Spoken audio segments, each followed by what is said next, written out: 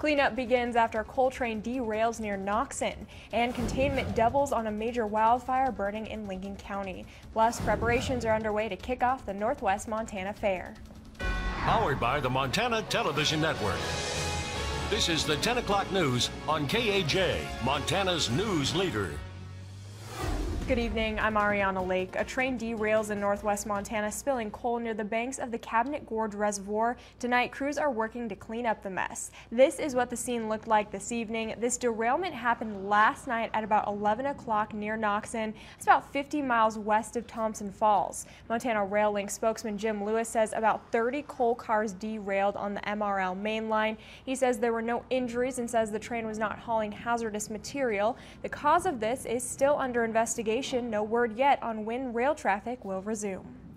Cooler temperatures and more humid air near Eureka proved to be an asset for firefighters taking on the 1,900-acre Gibraltar Ridge fire. Officials announced tonight that over the past 24 hours, crews double the containment of that fire from 6 to 12%.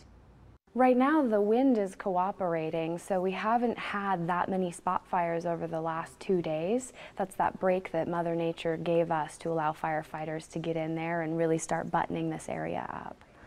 Residents were briefed on the latest at a meeting tonight at Lincoln County High School. Not only is the fire being pushed back, but as of noon today, residents that were forced to evacuate their homes last week can now go back home. Western Montana Incident Management Team PIO Haley Graff says this is a huge deal and good news, but both crews and residents still need to be on the lookout.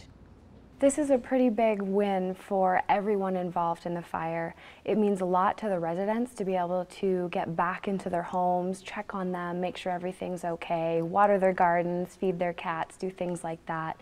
But the fire is still posing some threat, so we've left the whole area under pre-evacuation still, so that if anything does go wrong or we get a wind event that would force people to evacuate again, they still need to be prepared for that. And despite the cooler weather and a little rain over the weekend, we're still dealing with extreme fire danger. Chief Meteorologist Aaron Yost has a quick look at our weather conditions. Aaron? Yeah, you know, a lot of us could actually breathe a sigh of relief today. We finally felt some cooler temperatures and some clearer air. That is very temporary. We just need a directional change with our flow, and we're back to the same old, same old. So hopefully you got a chance to get out and enjoy the better air quality today. We are seeing some clouds out there here and there, but we are dry today. We will keep very cool temperatures in the forecast for the day tomorrow. Well, I should say slightly cooler than average, but another warm up is in store. We do have a couple of cold fronts that may be taking aim at the region. I'll fill you in on that coming up in your full forecast. Thanks, Aaron. Fire managers say the 300-acre Tamarack fire burning in northwest Montana didn't see a lot of growth or activity today. A Type 2 Northern Rockies Incident Command team will be taking over management of this fire tomorrow morning at 6 a.m. The blaze is located in remote terrain between Kalispell and Libby on a mix of private, state, and Forest Service land. This was started by lightning during a storm on Friday night and it was first detected early Saturday morning. Officials say no structures are currently being threatened by this fire.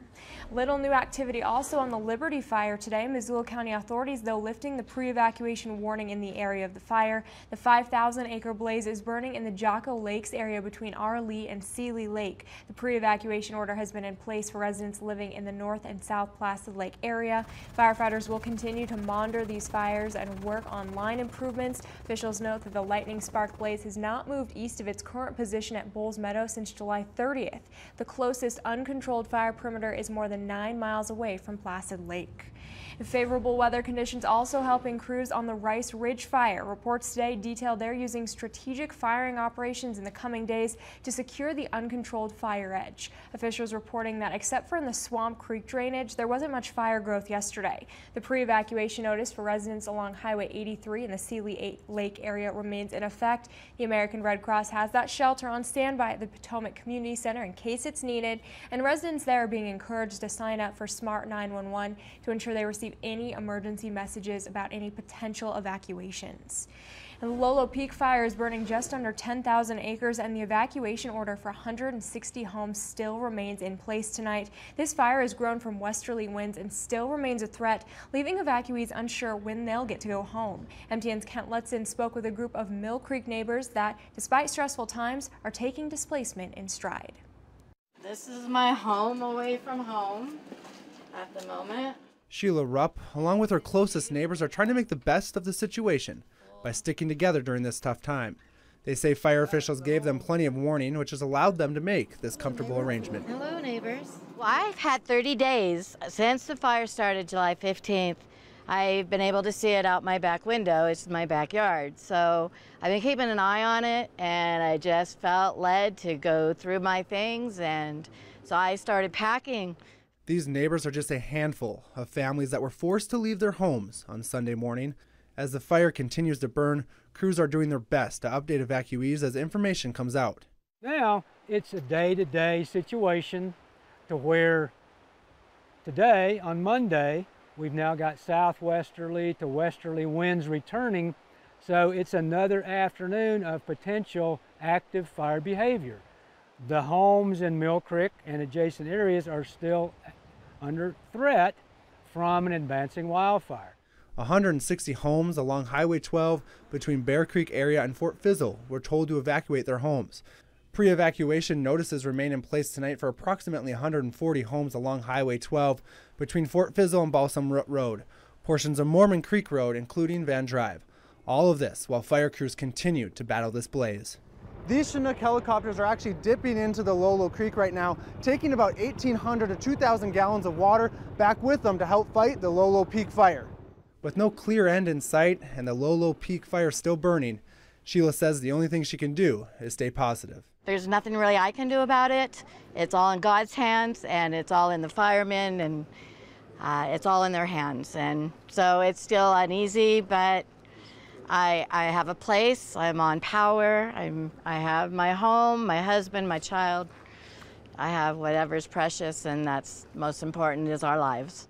In Lolo, Kent Lutzen, MTN News. In other state news tonight, authorities are now saying the victim of a semi-crash in Glacier County this weekend is a young man from Browning. The call came in to Montana Highway Patrol at about 7:44 yesterday morning. An 18-year-old man was driving a semi south on Heartbeat Road south of Browning when he collided with a guardrail and rolled down an embankment. He was wearing his seat belt. Authorities are working to determine if speed or alcohol were factors in that crash. The name of the victim has not yet been released. And back here in Northwest Montana, this year's fair and rodeo kicks off later this week, and the fairgrounds is already bustling with activity. Right now, FFA and 4-H competitors are bringing in their livestock and getting ready for the big week. MTN's Nicole Miller introduces us to one competitor who may be young but has a long history of participating in the Northwest Montana Fair. This is Finale, kind of a symbolic name since this is going to be my final lamb. Crystal Sutton will be showing off her final lamb, Finale, at this year's Northwest Montana Fair. The 18-year-old breeds and raises sheep. Showing them off through FFA to be judged has been a tradition for her since she was a child. But at 18, she's reached the cutoff age to compete. What happens in the show ring is all because of what you did. Whether you didn't work with your lamb or did work with your lamb, it's going to show. Since Finale was born in February, Sutton has been feeding and tending to him to prepare him for competition. Her father, Frank Sutton, is the sheep barn supervisor. They're judged on their marketability, what their carcasses look like and how they feel. The process of getting them ready is shearing their wool. That's so that the judges can get a better feel for their muscle tone and fat finish. We'll wash them, and then we'll get them on the clipping stands, as you can see behind me, and we'll shear them with a really fine blade. Following the competition, all of the animals will be auctioned off, which Sutton says is the goal, but also bittersweet. The whole goal of the project is to sell your lamb at the market. But you do get attached to the lamb. It becomes something that you work with every day, which is when you put that much time into it, and invest the money and time into it. It's definitely difficult to say goodbye and move on to the next thing. Reporting in Kalispell, Nicole Miller, MTN News. Judging for the sheep competition begins officially at 8 a.m. tomorrow morning. The auction for the livestock is at 7:30 a.m. on Saturday. That'll be at the Trade Center, and the fair officially kicks off Wednesday again at the Flathead County Fairgrounds. It's still ahead. How long is this slightly cooler weather going to stick around? Aaron has an answer next. Plus, the president denounces hate and bigotry, but did his sentiments come too late? And later in our show, thousands gather in California to recognize what makes our furry feline friends so great. We'll take you there.